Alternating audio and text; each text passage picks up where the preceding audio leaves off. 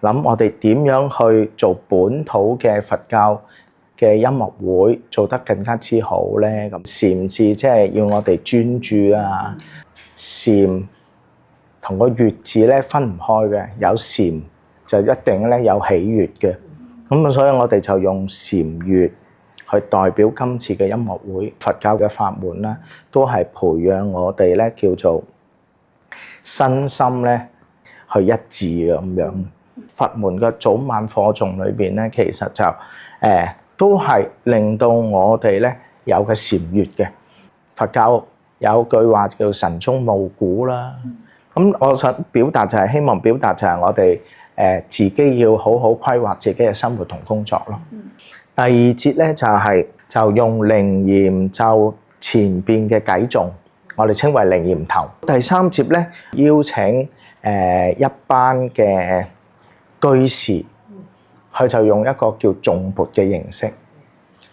原來我平時所見嘅嘢咧，原來都係我哋喺佛法嘅修持嘅嘢喎。會有啲其他嘅樂器啦，海浪鼓啊，有啲單弦嘅琴啊，有少少做咩咧？似音樂治療啊！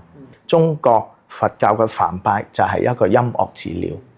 音樂治療我嚟做咩咧？其實培養我哋自己喺佛教叫情操。喺第四節咧就會交接翻俾法師啦。到我哋咧真係攞個缽出嚟咧去唱供養偈啦。咁我哋希望透過頌缽，大家學習點樣去專注，同埋咧自己對自己嘅滿意感咧越嚟越多。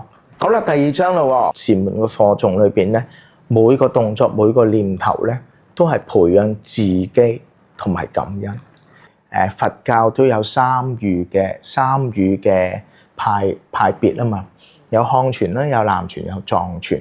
咁我哋要做到咩咧？自己宗教要共融啊，透過宗教共融咧，去表達咗咧我哋社會民族乃至到國家全球，我哋點樣能夠將我哋呢個主題咧能夠帶出，就係祈願咧世界和平國泰民安咧。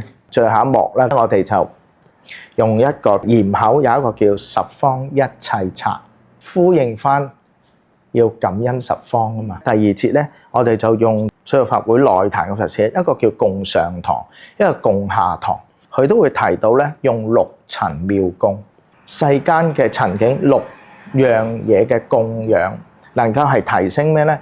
提升喺對佛法嗰種嘅真義嘅體驗咁樣。我哋最後要同大家祝福喎。咁我哋就用最上三寶咧，其實呢個就係吉祥偈。萬眾一生係培養咩咧？培養你哋嘅廣大心。